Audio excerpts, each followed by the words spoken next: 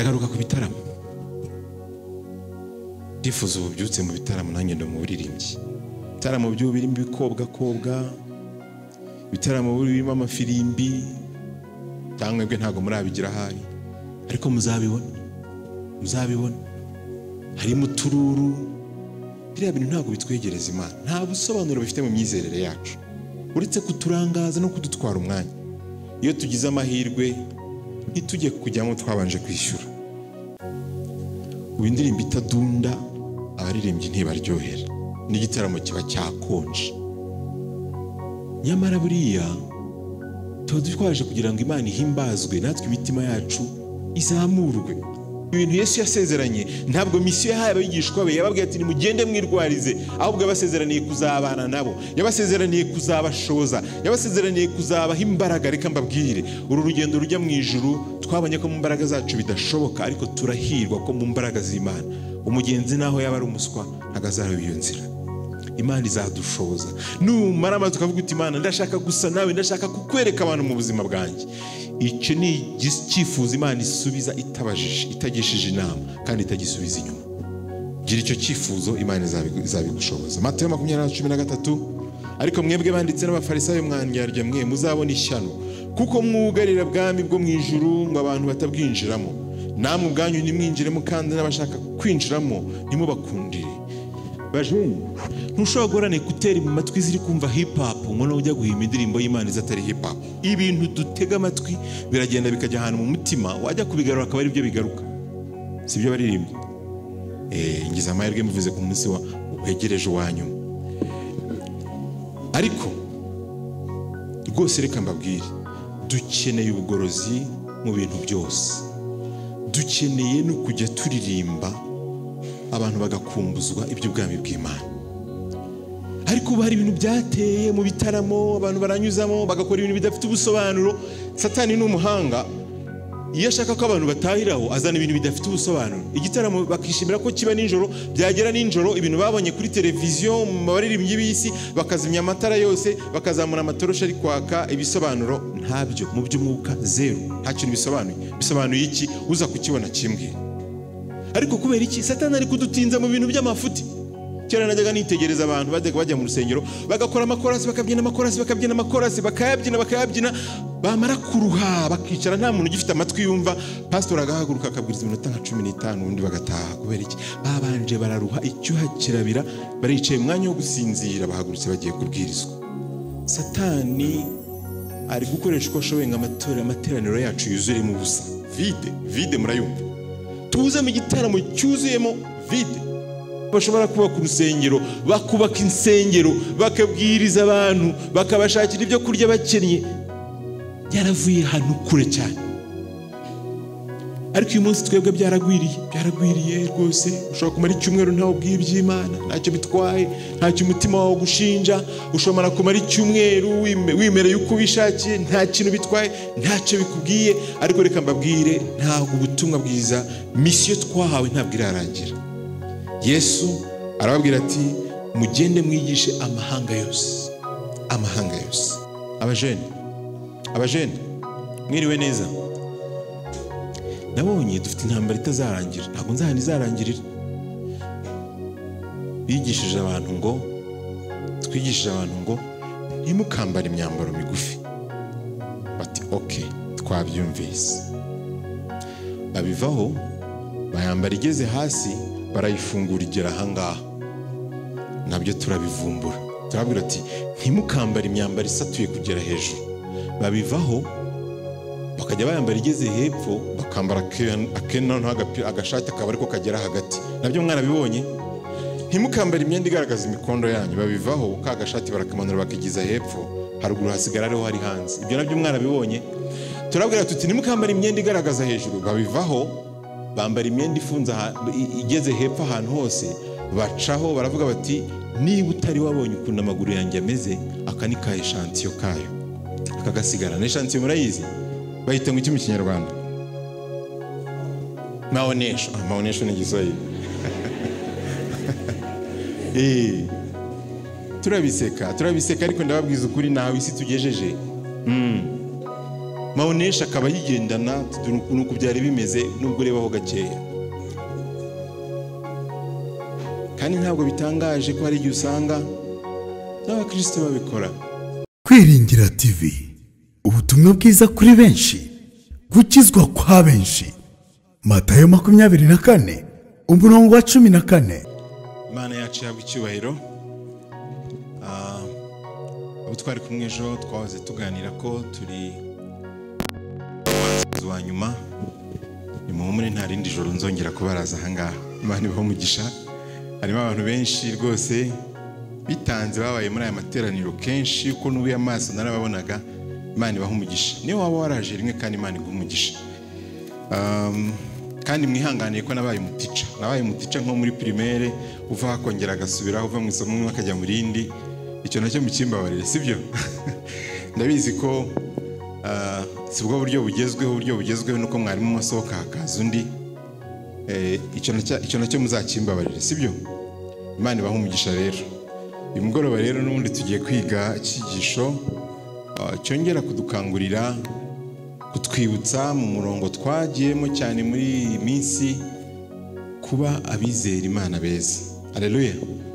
Kandi n'ukuri ni icyifuzo mfite, nicyo nifuriza umuyisiraheli wese nuko yakizwa. Cyo nifurizo twizera kimwe wese nuko yaba umuhamya mwiza wa Kristo, aho utuye, aho ukora, aho ugenda, abantu bakajya bakubonamo Imana nubwo waba utavuze. Ese ni mufite icyo cyifuzo mwebwe? Kandi Imana yabidushoboza. Icy'ingenzi nuko twemerera Imana kuba umuyobozi wacu. Tujye kwiga n'ikisho kivuga ngo mwigishe cyangwa mwige. Ibintu ni bibiri, mwigishe cyangwa mureke dusenge. Mana yacu, na n'uyu mwanya turi imbere yawe, abana bawe duciye bugufi. Urashaka kumva ijwi ryawe, uzuvugane n'imitima yacu mu izina rya Yesu. Igihe kimwe nahuye n'umurwayi wari warakoze impanuka. Yari yarakoze impanuka muri Kwasteri.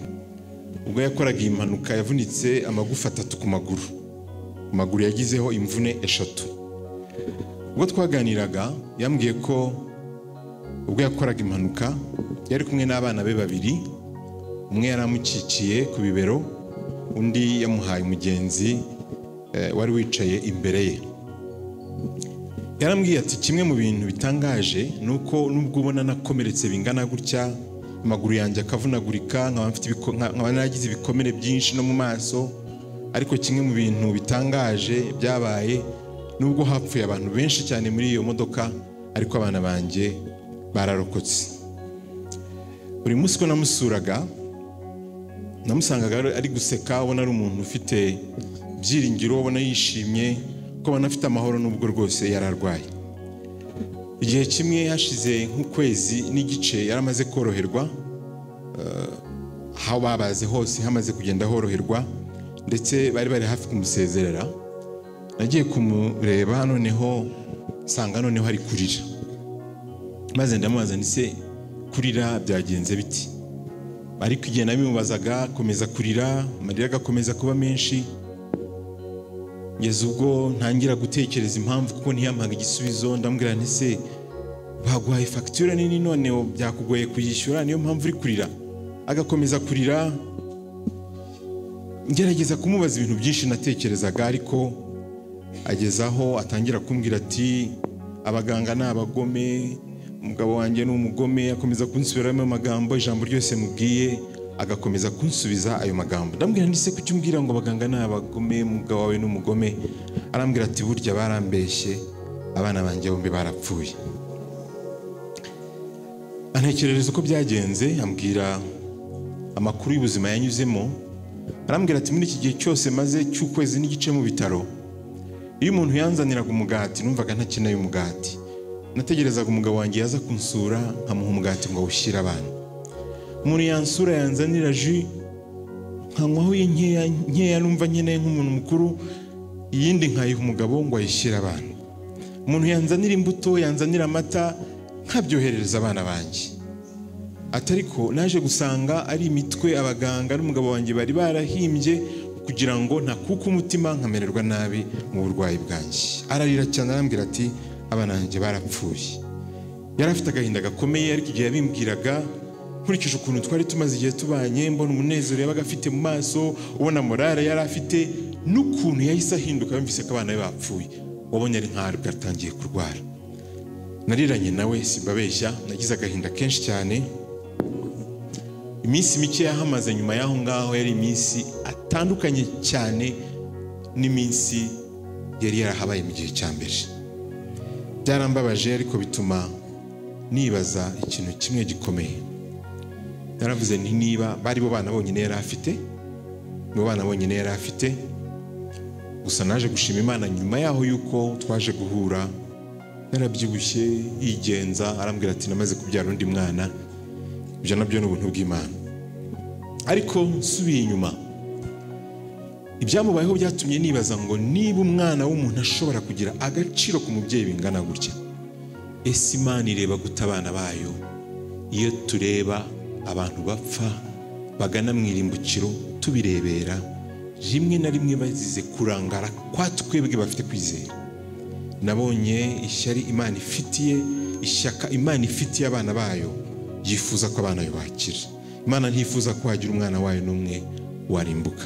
Matayo 28:18 kugera kwa 20, hari amagambo avuga ngo nuko Yesu arabegera avugana nabo ati, nahawe ubutware bwose mu ijuru no mu isi, nuko mugende muhindure abantu bose bo mu mahanga yose, abigishwa mubabatiza mu izina rya Data wa twese n'Umwana n'Umwuka wera.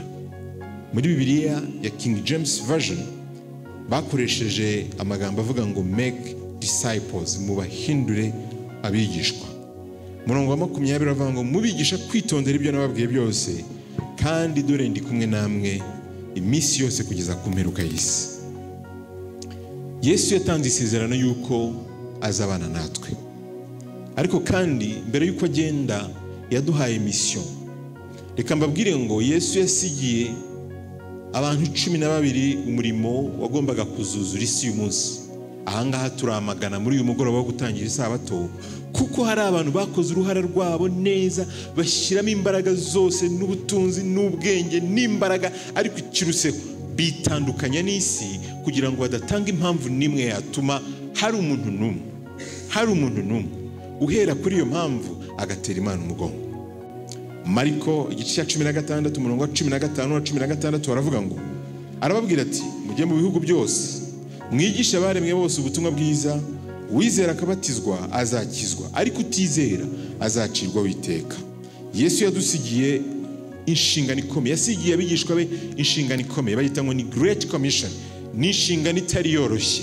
Tekereza uyu munsi mfashe, wenda singewe mukuru w'itorero mukuru afashe intebe ebyiri akavuga ati 1 2 3 4 5 6 1 2 3 6, ubwo ni 12. Uhereye none ndabatumye nimugende ubutumwa turi kwiga mu bujyane isi yose izabumenye. Bwaba ari misiyo yoroshye? Ntabwo ari misiyo yoroshye. Bari 12, ntago bagiraga imodoka, nta ndege yari iriho, nta buryo bukomeye bari bafite, ntibari abahanga, ntibari barize amashuri menshi, ariko bari bafite misiyo yo kugenda bagakwira isi yose bayibwira ubutumwa bwiza bwa Yesu Kristo ukiza. Imana yo mu ijuru himbazwe, kuko uyu munsi amahanga menshi yayobotse Yesu, kubwo abantu bamaramaje biyemeza kugenda, kubwo abantu bemeye kwitanga, bigeze ubwo bamwe iyo twiga ubutumwa uburyo abamisiyoneri bagiye bagera mu bihugu byacu, muri Afurika, mu Rwanda, muri Kongo, ngo bageze aho bajyaga banyura ahantu bagasanga ni ishyamba, bagatema ibiti bashaka inzira ibajyana ahantu hashobora guturwa, bagatema ibiti bashaka aho bashobora kubaka urusengero, bakubaka insengero, bakabwiriza abantu, bakabashakira ibyo kurya bakennye.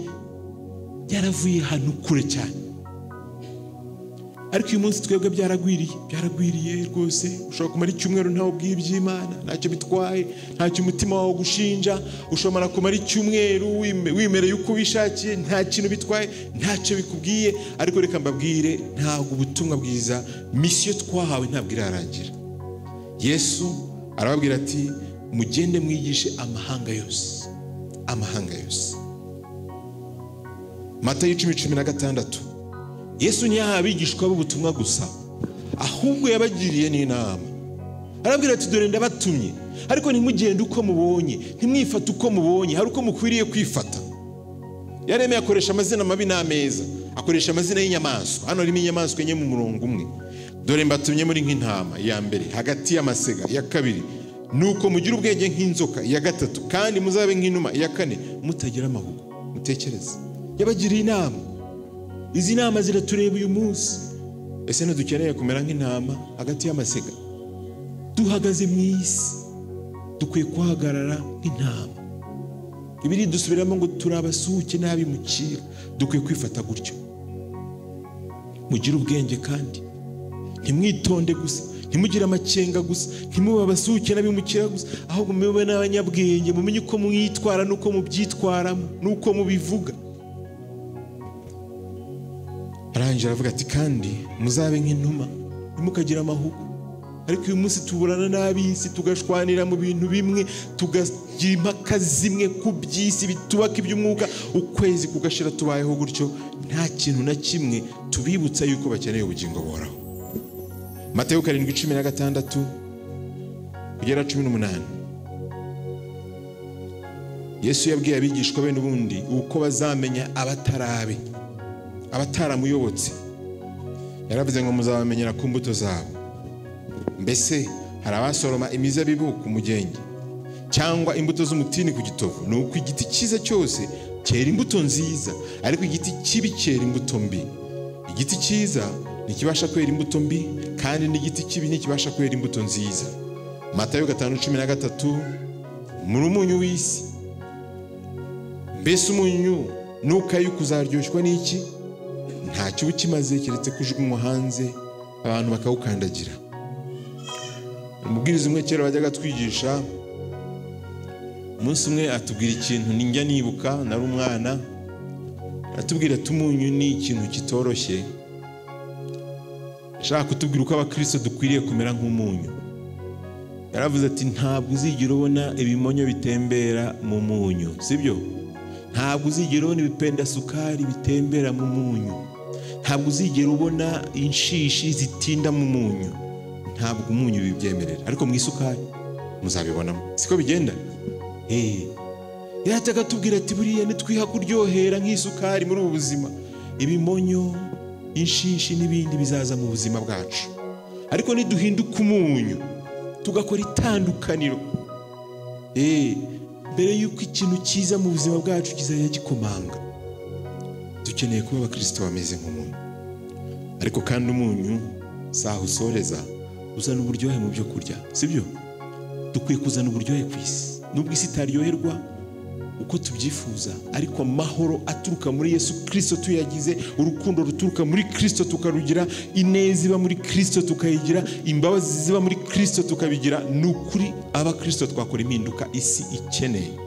Ariko se turabahe? Muri umunyu w'isi. Mbese umunyu nukayuka uzaryoshwa n'iki? Ntacyo ukimaze keretse kujugunya hanze abantu bakawukandagira. Muri umucyo w'isi, umudugudu wubatswe mu mpinga y'umusozi ntubasha kwihisha. Nta bakongeye zitabaza. Ariko izingere ibigereranyo byose tumaze kubona, yavuzemo igiti, sibyo? Umurongo wa 18 yavuze, umurongo wa 16, 17 na 18 yahereye ku mbuto, ajya ku giti, ava ku giti ajya ku munyu, ajya ku mucyo ko turi umunyu w'isi, ava ku munyu w'isi atubwira ko turi umudugudu wubatswe mu mpinga y'umusozi. Bishatse kuvuga ko ibi ngiye kubabwira biri rusange, murabizi mubyumva kenshi. Ariko muzitegereze icyaha cy'umuntu utazi Imana kirasanzwe, nta bantu bakivugaho n'ikinatinda. Ariko umujiya mu karere runaka yishe umugore we, televiziyo zirabivuga, groupe zose zibinyuremo, yarwanye n'umugore we, groupe zose zirabivuga. Kubera iki? Turi umudugudu wubatswe ku mpinga y'iki? Y'umusozi. Dukwiye kwirinda cyane uko tugenda, tutagera nk'abatagira ubwenge. Umurongo wa 16 ngo abari ku mucyo wanyu ubonekera imbere y'abantu, kugira ngo babone imirimo yanyu myiza, bahere ko bahimbaze So mu ijuru. Hari umuntu umwe wavuze imvugo nziza, yaravuze ngo aho kuvuma umwijima uzacana itabaza nubwo ryaba ritoya. Tumara igihe cyinshi tuvuma umwijima, nyamara icyo twari dukeneye si ukuvuma umwijima. Uvumye umwijima wahunga, wagenda. Ariko iyo ucanye itabaza nubwo ryaba ritoya, ngo n'umuntu uri mu mwijima wa kure abona itabaza nubwo ryaba ritoya. Imana idushoboze kuba amatabaza. Rwa kabiri rw'Abakorinto 2 umurongo wa 14. Ariko Imana ishimwe kuko ihora turangaje imbere ikaduha kuneshereza muri Kristo no gukwiza hose impumuro nziza yo kuyimenya, kuko turi impumuro nziza ya Kristo ku Mana hagati y'abakira n'abarimbuka. Turi impumuro nziza. Imana ishimwe kuko Kristo azajya dushoboza. Ntabwo ibi bintu Yesu yasezeranye, ntabwo misiyo yahaye abigishwa be yababwiye ati nimugende mwirwarize, ahubwo yabasezeraniye kuzabana nabo, yabasezeraniye kuzabashoboza, yabasezeraniye kuzabaha imbaraga. Reka mbabwire, uru rugendo rujya mu ijuru twabonye ko mu mbaraga zacu bidashoboka, ariko turahirwa ko mu mbaraga z'Imana umugenzi naho yaba ari umuswa ntagazaraho iyo nzira. Imana izadushoboza. Numara amaze ukavuga uti Imana ndashaka gusa nawe, ndashaka kukwereka abantu mu buzima bwanjye. Icyo ni icyifuzo Imana isubiza itabajije, itagishije inama kandi itagisubiza inyuma. Gira icyo cyifuzo, Imana izabigushoboza. Matayo 20:13, ariko mwebwe banditse n'abafarisayo mwandyarya mwe muzabona ishyano, kuko mwugarira bwami bwo mu ijuru ngo abantu batabwinjiramo. Namwe ubwanyu ntimwinjiremo, kandi n'abashaka kwinjiramo ntimubakundire. Imwe mu ngorane Yesu yavuze ku bafarisayo nuko ntabwo ubwabo banze kwinjira mu bwami bw'Imana gusa, ahubwo babuza n'abandi bantu bashaka kwinjira. Kimwe mu ngorane y'ubukristo bubi, ntabwo wibuza kujya mu ijuru gusa, ahubwo uhinduka n'irembo rifungirana abandi rikababuza kwinjira mu bwami bw'Imana. Imana iturinde ko abo bantu. Yesu yadutumye kwigisha no guhindura isi abigishwa. Nyamara aho guhindura isi abigishwa, isi irahindura itorero abigishwa, iraduhindura abigishwa. Aho kugira ngo twigishe isi, isi iratwigisha. Uramutse urebye umuvuduko itwigisha, uri hejuru cyane. Baratwigisha kubaho nkabo, kurya nkabo, kwambara nkabo. Abajene mwiriwe neza. Kera iyo uhuraga n'umuntu wambaye imyenda icitse wigiragayo, cyari ikimenyetso simusiga yuko uyu muntu ashobora kuba afite ikibazo hehe. Ariko muri iki gihe imyenda icitse ihenda kuruta imyenda idacitse, sibyo yemwe? Niyo ihenda kandi ikagurwa n'abantu b'abanyabwenge. Kubera iki rero? Nabonye dufite intambara itazarangira, ntabwo nzahana izarangirira. Twigishije abantu ngo ntimukambare imyambaro migufi. Bati okay, twabyumvise. Babivaho bayambara igeze hasi, barayifungura igera ahangaha. Nabyo turabivumbura, turabwira ati ntimukambare imyambaro isatuye kugera hejuru.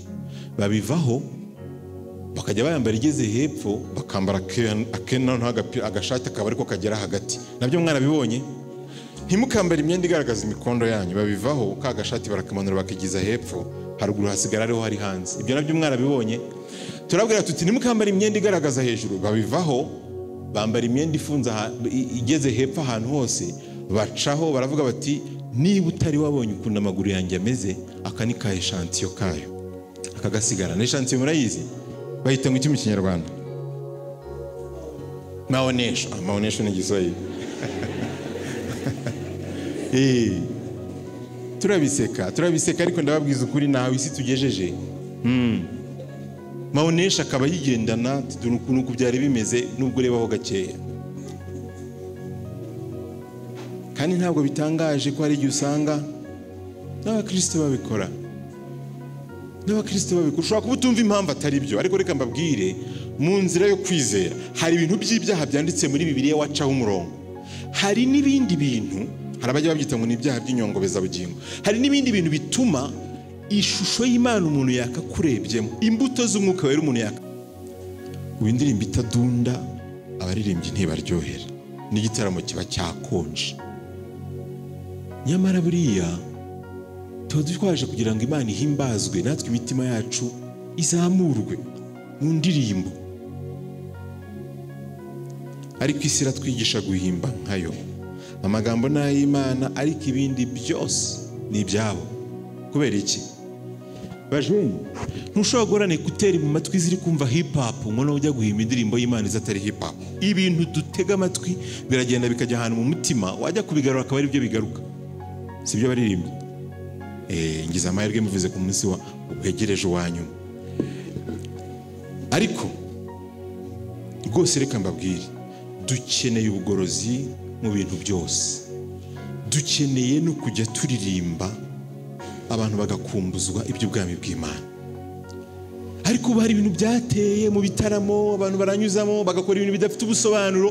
Satani ni umuhanga, iyo ashaka ko abantu batahiraho azana ibintu bidafite ubusobanuro. Igitaramo bakishimira ko kiba ninjoro, byagera ninjoro ibintu babonye kuri televiziyo mu baririmbyi b'isi bakazimya amatara yose, bakazamura amatoroshi ari kwaka, ibisobanuro ntabyo, mu by'umwuka zero, nta kintu bisobanuye. Bisobanuye iki? Uza kukibona kimbwira. Ariko kubera iki Satani ari kudutinza mu bintu by'amafuti? Kera najyaga nitegereza abantu bajya mu rusengero bagakora amakorasi, bakabyina amakorasi, bakayabyina, bamara kuruha bakicara, nta muntu ugifite amatwi yumva. Pastor agahaguruka akabwiriza iminota nka 15 ubundi bagataha. Kubera iki? Babanje bararuha, icyuha kirabira, baricaye umwanya wo gusinzira, bahagurutse bagiye kubwirizwa. Satani ari gukoresha uko ashoboye amateraniro yacu yuzuremo ubusa, vide, murayumva. Tuze mu gitaramo cyuzuyemo vide, nyamara ahantu hose Imana ituboneye ibishaka kutubona rwose, dukwiye kuyiha umwanya, sibyo? Imana iradukeneye, kandi idukeneye duhugutse, idukeneye duhari.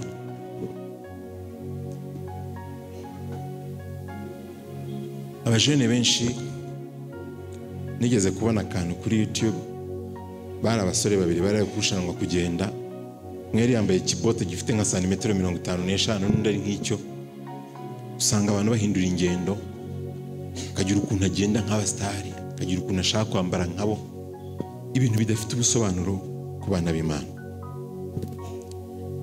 Nyamara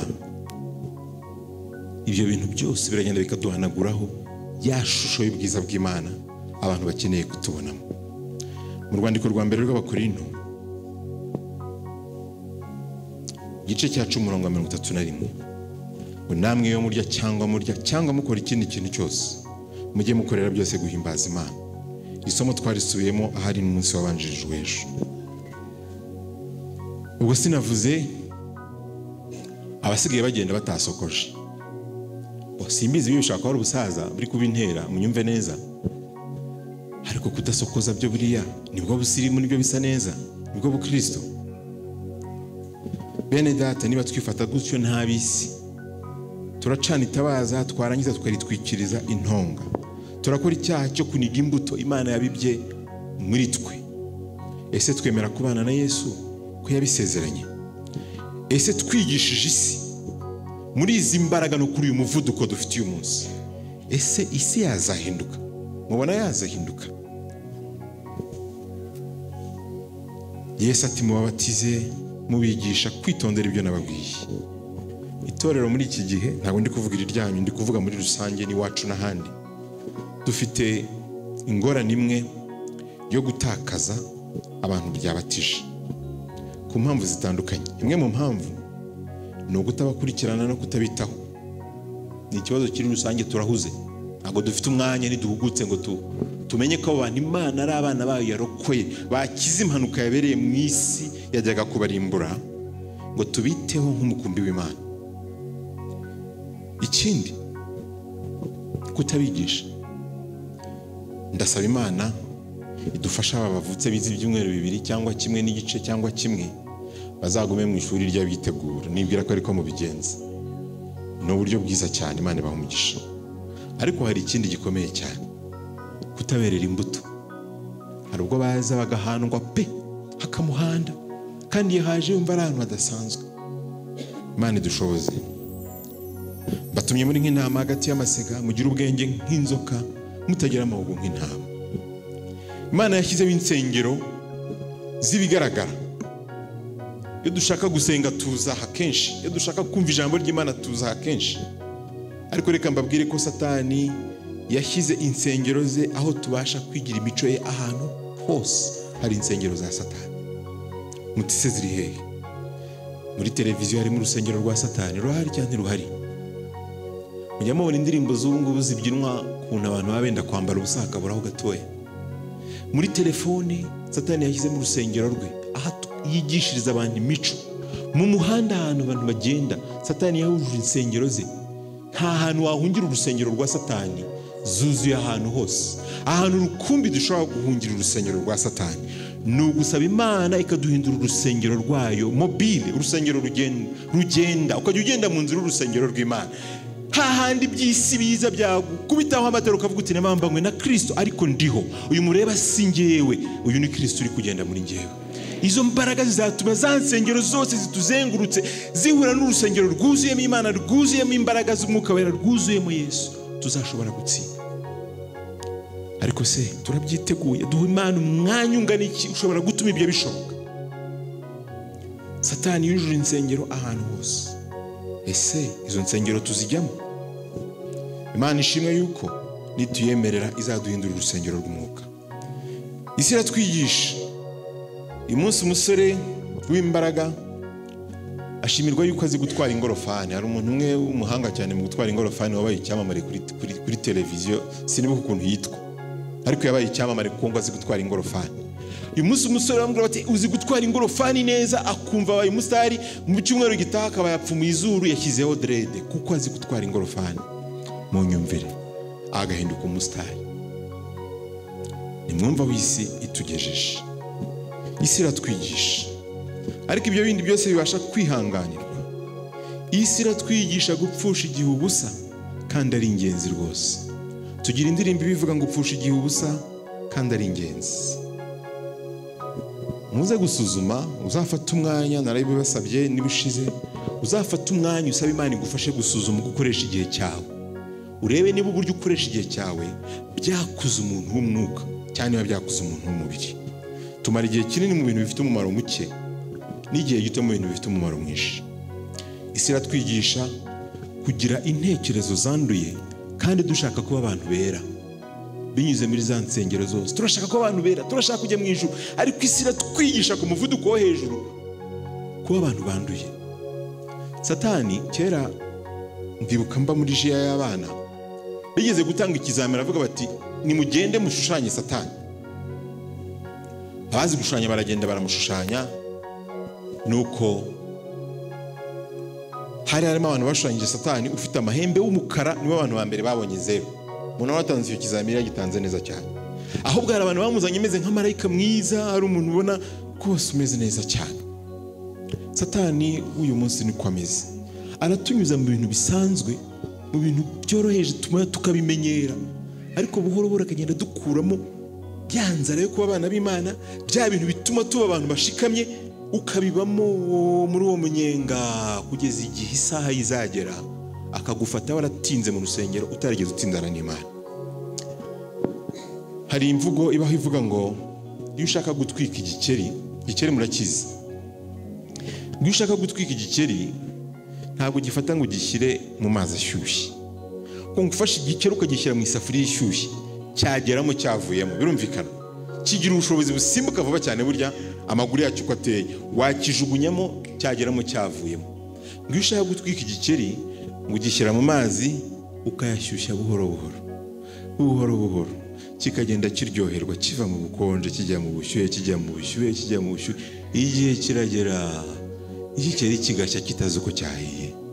Satani ari kudutwika nk'igikeri, aratumenyereza ibintu bisanzwe, tugahora mu bintu bisanzwe kugeza ubwo tuzisanga ahantu tudashobora kwikura, tuzashaka kuvamo bitagishobotse. Imana itugirire neza, dushakire Imana umwanya kugira ngo idushoboze kutigishwa n'isi, ahubwo ubwo yadutumye ngo mugende mwigisha amahanga yose. Imana idushoboze kugira ngo amahanga kuzengurutsa kwigireho. Ijambo ry'Imana ryatubwiye ko turi umunyu w'isi, turi umucyo w'isi, ndetse impumuro nziza hagati y'abakira n'abarimbuka. Uburyo bwose twavugamo Imana ntabwo bubasha gutanga imbaraga ihindura imitima keretse tubashije kwera imbuto. Umuntu umwe igeze kubwira undi ati urusaku rw'ibyo ukora rurambuza kumva ibyo uvuga. Hari urusaku rw'ibyo dukora ruza abantu kumva ibyo tubwiriza, ibyo twizera. Imana igirire neza imitima yacu. Hari ibyaha bibiri bikomeye by'umwihariko w'abantu bamenye Imana. Icyaha cya mbere cyitwa kwimura Imana. Ntabwo ari kwimura Imana, kiboneka muri Bibiliya. Kwimura Imana, umuntu yimura icyo yigeze kwimika. cyo ni icyaha cya mbere gikorwa gusa n'umwihariko w'abantu bigeze kumenya Imana, kwimura Imana. Icyaha cya kabiri cy'umwihariko w'abantu bamenye Imana ni ugutukisha izina ry'Imana. Ijambo ry'Imana rivuga ngo izina ry'Imana ritwa mu bapagani ku bwacu. Ibyo ni ibyaha bibiri by'umwihariko w'abantu bamenye Imana. Imana ibiturinde. Iyo umuntu abaye mu rusengero ariko akitwara nk'uwa Satani, ntibimuhombye ubugingo buhoraho we gusa, ahubwo akingirana n'abandi bantu hanze. Hari amagambo aboneka muri Matayo igice cya 23:13 abivugaho. Nibyo Yesu yabwiraga abafarisayo, havuga ngo ariko mwebwe banditse n'abafarisayo mwandyarya muzabona ishyano kuko mwugarira ubwami bwo mu ijuru, ngo abantu batabwinjiramo namwe ubwanyu ntimubwinjiremo, kandi n'abashaka kwinjiramo ntimubakundire. Hari umubwiriza umwe kimenya bose cyane, ariho n'umupasiteri w'umudventiste yitwa Pastor Randy Skit, yigeze kuvuga amagambo yamfashije ngira ngo nawe agufashe. Yaravuze ngo iyo tubayeho gutyo tukaba turi abakristo bitirirwa Kristo ariko dufite imibereho idasa na Kristo, ngo tuba tumeze nk'abantu bakorera Imana ariko twambaye uniform z'ingabo za Satani. Muri ko byumva?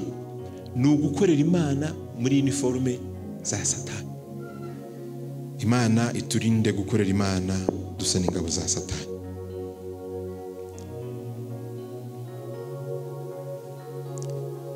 Ndagaruka ku bitaramo.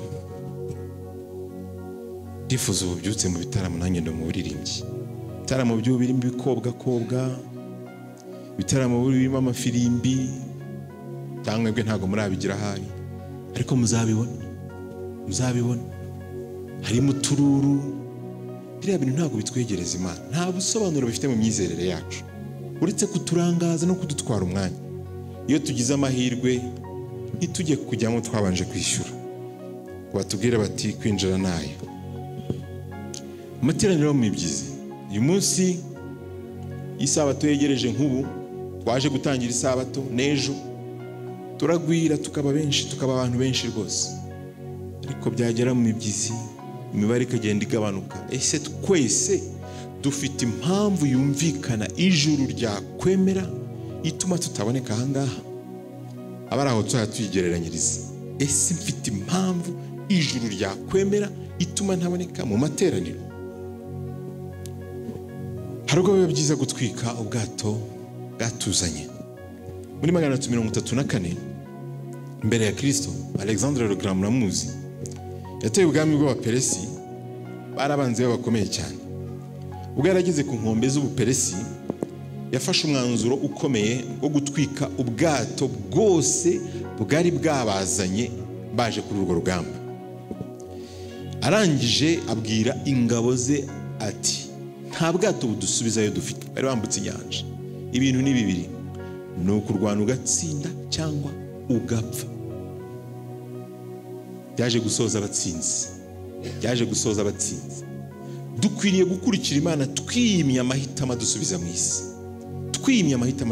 isi. Hari undi wabisubiyemo mu kinyejana cya 16 mu mwaka w'1519, wo bita Captain Hernan Cortes. Nawe ubwo yateraga muri Mexique, yarateye icyo gihe ubwami bwitaga bwa Aztec. Nawe yajyanye n'ingabo ze baratera, yari afite abasirikare bananiwe cyane badashaka kurwana, babimweretse ko badashaka kurwana, ariko arabajyana. Bamaze kugera ku nkombe za Mexique, nabici yakoze yafashe ubwato bwose bwabazanye arabutwika, ababwira amagambo nka Alexandre arabwira ati ibintu ni bibiri, ni ukurwana ugatsinda cyangwa ugapfa, nta yandi mahitamo. Bamaze imyaka 2 barwana, ntawe bagemurira ibyo kurya, ntawe bagemurira intwaro, ariko nyuma y'imyaka 2 baza gutsinda urugamba. Dukwiye gukurikira Imana nkaho nta mahirwe yo kubaho kundi keretse gukurikira Imana gusa. Dukwiye gukurikira Imana nta mahirwe twihana makeya adusubiza aho twavuye cyangwa tuma twongera gusa naho twavuye. Imana ibidushoboze. Dukeneye gutwika ubwato bwose bwatuvanyeho twavuye. Nimwifatanye n'abatizera mudahwanye. Rwa kabiri rwa Korino igice cya 6:14. Nimwifatanye n'abatizera mudahwanye. Mbese gukiranuka no gukiranirwa byafatanya bite? Cyangwa umucyo n'umwijima byabana bite? Kandi Kristo ahuriye na Beliyali, cyangwa uwizera n'utizera bafitanye mugabane ki? Mbese urusengero rw'Imana rwahuza rute n'ibishushanyo bisengwa?